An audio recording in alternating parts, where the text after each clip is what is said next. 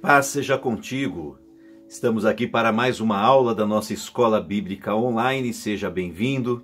Uma alegria ter você conosco. Se você ainda não se inscreveu no canal, se inscreva. Ative o sininho para que você receba notificações todas as vezes que postarmos um vídeo novo.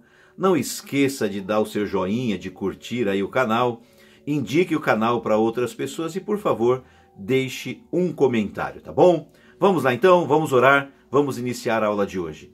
Pai querido e poderoso, queremos te agradecer por podermos mais uma vez, juntos, estudarmos e aprendermos a tua palavra. Ensina-nos, Senhor, através da unção do teu Espírito Santo, em nome de Jesus. Amém e amém, Jesus. Bom, nós estamos estudando a nossa revista Discipulando. O tema da revista é Portando uma Nova Identidade. E hoje nós vamos iniciar a lição de número 5, você que tem a revista, na página 23. E o tema da lição de hoje é a fidelidade no casamento. Vamos ter a primeira parte desta lição e na próxima aula nós concluiremos. A fidelidade do casamento, o texto base é Mateus capítulo 5, do versículo 27 ao 32, e diz assim: Ouvistes o que foi dito aos antigos, não cometerás adultério. Eu, porém, vos digo que qualquer que atentar numa mulher para a cobiçar, já em seu coração cometeu adultério com ela. Portanto, se o teu olho direito te escandalizar, arranca-o e atira-o para longe de ti, pois te é melhor que se perca um dos seus membros do que todo o teu corpo seja lançado no inferno. Se a tua mão direita te escandalizar, corta-a e atira para longe de ti, porque te é melhor que um dos teus membros se perca, do que todo o teu corpo seja lançado no inferno. Também foi dito, qualquer que deixar a sua mulher, que lhe dê carta de desquite. Eu, porém, vos digo, que qualquer que repudiar sua mulher, a não ser por causa de prostituição, faz que ela cometa adultério, e qualquer que casar com a repudiada, comete adultério. Em um outro versículo importante para a leitura, Hebreus capítulo 13, versículo 4, que diz assim: Venerado seja entre todos o matrimônio e o leito sem mácula. Porém, aos que se dão à prostituição e aos adultérios, Deus os julgará. Então vamos iniciar a nossa leitura da revista na página 24, comentário e introdução. Estudaremos hoje o segundo caso concreto de justiça mais elevada dos 6 que Jesus menciona em sequência até o final do capítulo 5 de Mateus. Neste segundo caso, está em foco o 7º mandamento do Decálogo: não cometerás adultério. Êxodo 20, versículo 14, e também Deuteronômio 5:18. Mais uma vez, Jesus chama a atenção para o coração. Ele afirma que tão errado quanto a ação pecaminosa é a intenção pecaminosa, e que Deus olha tanto para a ação quanto a intenção. No caso específico do adultério, não basta não cometê-lo, é preciso também não dar lugar à luxúria no coração, pois aquele que permite que a luxúria domine a sua alma, mesmo que não chegue a cometer adultério fisicamente no seu coração, já o cometeu. Mateus 5, 28. Isso significa também que a melhor forma de evitar a violação do 7º mandamento é não dar lugar à luxúria em seu coração. Quero fazer uma parte, um adendo. Nós vamos ouvir muito nesta aula a palavra luxúria. Luxúria significa propensão para a sensualidade exagerada e uma tendência excessiva ao desejo sexual. Perceba que nos dias de hoje a sensualidade está presente na sociedade e, infelizmente, presente também no meio das igrejas, dentro da igreja. As pessoas querem tratar a sensualidade como se não houvesse nenhum problema, mas a sensualidade, ela é reprovada e, mais do que isso, condenada na palavra do Senhor nosso Deus. Então nós temos que entender que nós não temos que viver de acordo com aquilo que aprova ou que incentiva a sociedade, mas o nosso princípio de vida e de conduta Não é a opinião da sociedade, não é a opinião dos formadores de opinião, mas é aquilo que ensina a palavra de Deus. Eu me lembro até que numa certa ocasião eu fui orientar uma pessoa a respeito da sensualidade e a pessoa quis até dar lição de moral para mim. Por quê? Porque a sociedade diz que as pessoas têm liberdade de ser o que elas quiserem, de viver como elas quiserem. Isso é verdade. Mas se eu e você queremos ter a vida eterna e entrarmos no céu, nós não podemos viver do jeito que nós quisermos. Nós temos que viver de acordo com a palavra de Deus. Tá? Em relação à luxúria ainda, cabe dizer que o ato sexual entre marido e mulher, casados, não é pecado. Muito pelo contrário, é uma bênção de Deus para o casal, e o ato sexual, a vida sexual do casal tem que ser uma vida ativa, uma vida feliz também sexualmente. Mas assim como todas as coisas na vida, a alimentação, que não é pecado, e tantas outras, o sexo, assim como todas as outras coisas, tem que ter equilíbrio. A partir do momento que o sexo começa a controlar, o desejo pelo sexo começa a controlar você de uma tal maneira que você não tem mais domínio, então isso se torna luxúria, aquele desejo incontrolável, aquele desejo que deixa a sua cabeça maluca, né? Isso passa a ser luxúria. Então, dito isso, nós podemos prosseguir na nossa leitura da nossa revista. Página 24.1, Jesus condena a luxúria. Luxúria é algo sério.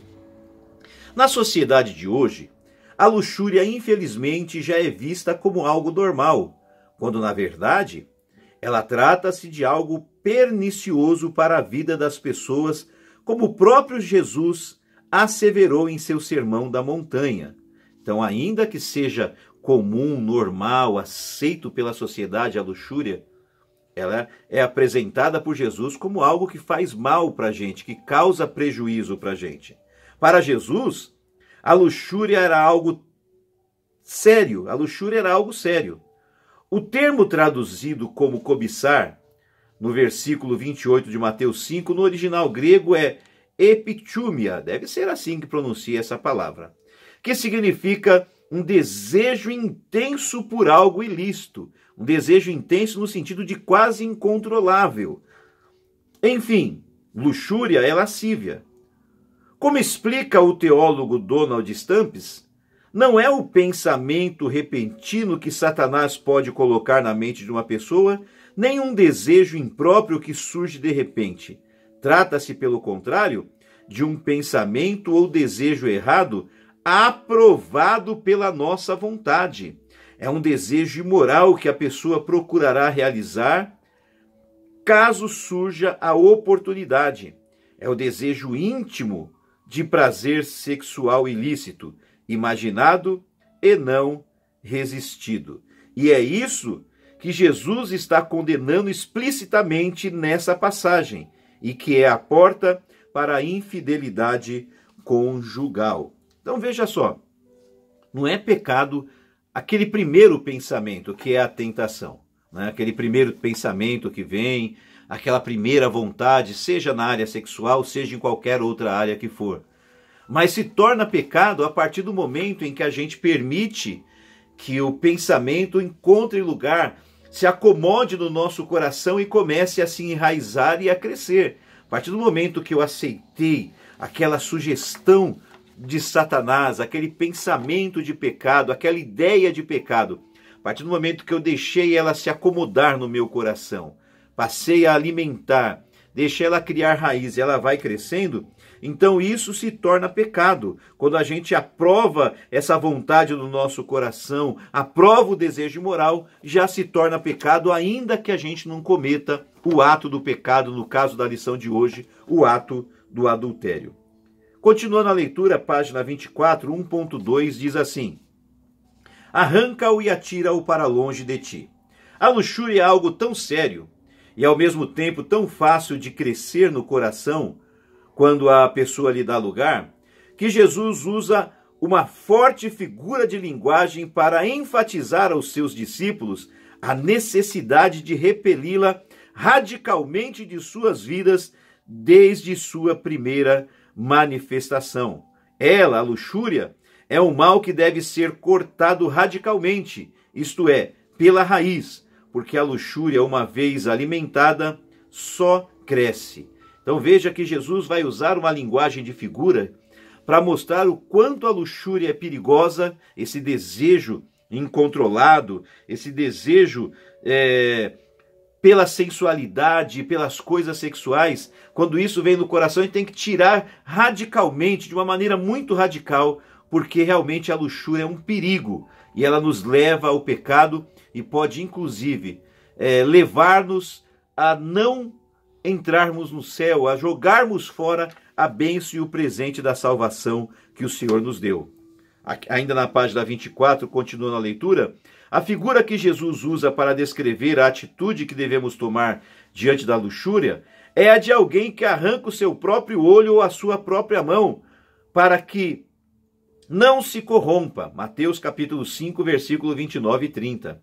A ideia aqui, obviamente, não é a de arrancar os olhos e as mãos, literalmente, mas sim a ideia de que, se olhar é um problema para você, evite fazê-lo, não olhe. Ou ainda, parafraseando e contextualizando essas palavras de Jesus para os dias de hoje, significa: você conhece suas fragilidades e sabe que não pode ficar brincando com determinadas coisas, porque elas poderão despertar em você desejos impuros. Então, não dê ocasião para elas, mas corte radicalmente todo tipo de situação que possa despertar a luxúria em seu coração. Talvez o que provoca isso em você não é ao mesmo tempo tão provocativo para outra pessoa, mas o que importa é que você identifique o que atrapalha você nesta área e corte radicalmente de sua vida tudo aquilo que é fonte de alimentação da luxúria. Seja filmes, revistas, programas, sites, seja lá o que for. Então, vamos fazer duas observações rápidas aqui. Então, Jesus está tentando ensinar para a gente que nós temos que ser muito radicais em relação à luxúria, aos desejos da sensualidade e os desejos da vida sexual desenfreada e errada. Nós temos que ser muito firmes, porque se nós não formos duros com a luxúria, ela vai se hospedar no nosso coração, ela vai se enraizar, crescer e vai levar a gente a pecar, a ter um ato pecaminoso, porque já é pecado guardar no coração. Jesus está dizendo que tem que arrancar, e ele dá um exemplo radical, ele fala assim, se o teu olho te faz pecar, arranca o olho fora, porque é melhor você entrar no céu sem um dos olhos do que com os olhos ser lançado no fogo do inferno. Se a sua mão direita te escandalizar, corta ela fora. É melhor entrar no céu sem uma das mãos do que com as duas mãos e o corpo perfeito ser lançado no fogo do inferno. Naturalmente, Jesus não está falando para nós arrancarmos os olhos fora, cortarmos a mão ou qualquer outro membro do nosso corpo. Não, de forma alguma. É uma linguagem figurada para você entender que nós temos que ser duros, firmes, radicais contra a luxúria, contra a sensualidade e contra os desejos sexuais errados, porque eles nos levarão a uma ruína muito grande, ou poderão nos levar. Tanto é uma linguagem de figura, uma linguagem figurada, que a própria Bíblia diz que alguém que tenha perdido um membro, num acidente, numa cirurgia, por um problema de saúde, teve a mão, a perna, o pé imputado, esta pessoa não vai entrar no céu sem a perna, sem a mão, sem o braço, sem os olhos. Não. A Bíblia diz que nós vamos ser transformados, vamos receber um corpo novo, um corpo glorificado, um corpo perfeito. Se eu não tinha perna, este corpo novo vai ter pernas. Se eu não tinha os olhos, este corpo novo vai ter olhos. E nós vamos entrar nos céus com um corpo glorificado e um corpo perfeito. Então veja que isso é só uma linguagem figurada, para você entender que você tem que ter uma posição firme contra o pecado na sua vida. Não dê lugar ao diabo, diz a palavra do Senhor nosso Deus. Página 25.2. A intenção do coração transparecerá nos membros do corpo. Aquilo que está no coração vai aparecer nas atitudes do corpo. 2.1. O pecado nasce no coração. Durante o seu ministério, e não apenas no Sermão da Montanha, Jesus enfatizou que o pecado nasce no coração do homem. Um dos momentos em que o faz está registrado no Evangelho de Marcos, onde Jesus afirma: porque do interior do coração dos homens saem os maus pensamentos, os adultérios, as prostituições, os homicídios, os furtos, a avareza, as maldades, o engano, a dissolução, a inveja, a blasfêmia, a soberba, a loucura. Todos esses males procedem de dentro e contaminam o homem. Marcos capítulo 7, do versículo 21 ao versículo 23. É por isso que Salomão escreveu lá em Provérbios 4, 23. Sobretudo, o que se deve guardar, guarda o teu coração, porque dele, do teu coração, procedem as saídas da vida, procedem as nossas atitudes, os nossos comportamentos e as nossas ações. Tiago, o irmão do Senhor, é claro quanto à origem das tentações. Ele declara que elas, as tentações, não provêm de Deus. Tiago capítulo 1, versículo 13. E também não faz nenhuma referência a elas procederem diretamente do diabo ou diretamente do mundo. O apóstolo assevera, conforme aprendeu com Jesus, que a tentação tem a sua origem, na verdade, no próprio ser humano, em sua natureza pecaminosa. Tiago capítulo 1, versículo 14 e 15. Ou seja, o mundo e o diabo são apenas agentes indutores externos da tentação, daquele desejo que já estava dentro de nós. 2.2. A natureza pecaminosa. Deixa eu só fazer uma observação também sobre isso. Então, o que o Tiago está dizendo é que, ainda que a gente seja tentado pelo mundo e pelo diabo, mas o mundo e o diabo só conseguem nos tentar em relação àquilo que nós já desejamos no nosso coração. Aqueles desejos de pecado que nós permitimos que se hospedassem, que se alojassem, que fossem enraizados no nosso coração. Porque não adianta o diabo, por exemplo, eu nunca gostei de cigarro. Não adianta o diabo ou o mundo me tentar com cigarro, que eu não vou sentir vontade de fumar. Mas tem outras coisas que eu permiti ao longo da vida que isso ficasse no meu coração, e são nessas áreas que o diabo vai tentar e o mundo também vai me tentar. Então, por isso que nós temos que ser duros e não deixarmos as coisas se enraizar no nosso coração. Vamos lá então à leitura, página 25, 2.2. A natureza pecaminosa. O problema do pecado está no fato de que os homens são pecadores por natureza. É verdade que a tentação envolve induções externas, isso é fato. Coisas externas fazem parte da tentação. Porém, o pecado sempre é uma escolha da pessoa que o comete. Nós não somos obrigados a pecar, ainda que existam coisas ao nosso redor nos tentando. Em alguns momentos, o desejo de fazer o que é errado pode estar já presente de forma natural, e em outras vezes pode ser estimulado externamente. Mas em qualquer dos casos, o indivíduo é sempre o responsável. Olhe bem para mim. Ainda que outras pessoas tenham contribuído para que eu errasse, eu sou o único responsável pelo meu erro. Ainda que outras pessoas tenham contribuído para que você errasse, você é o único responsável, a única responsável pelos teus erros, porque eu poderia não errar e você poderia não ter errado, ainda que a gente tenha tido estímulos externos de outras pessoas ou de determinadas situações. Continuando a leitura, o pecado nunca vem de fora para dentro. Ele está dentro de nós, é resultado de nossa natureza. Marcos capítulo 7, versículo 15. O que vem de fora são apenas estímulos para que o pecado se manifeste dentro de nós. Logo, as tentações, na verdade, não exercem alguma força sobre a pessoa para fazê-la cair, mas apenas revelam a natureza interior da pessoa e a fragilidade de sua vida espiritual naquele momento, Naquele momento. Basta lembrar que se não houvesse natureza pecaminosa, nenhuma tentação seria de fato tentação. Foi o que eu falei agora há pouco. Não existe vontade de fumar para quem não sente vontade de fumar, para quem nunca fumou. O que torna a tentação de fato, uma tentação, é o fato de que temos uma natureza pecaminosa. Como bem explica Tiago, lá em Tiago 1,14. Cada um é tentado quando atraído e engodado pela sua própria concupiscência, pela sua própria vontade, pelo seu próprio desejo. Finalmente, é importante frisar ainda que ser tentado não é pecado.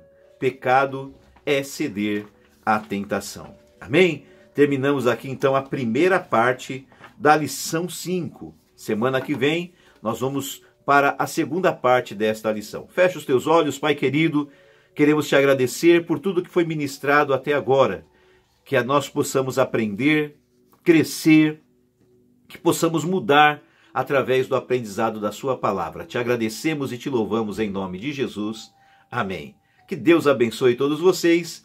Até a próxima aula.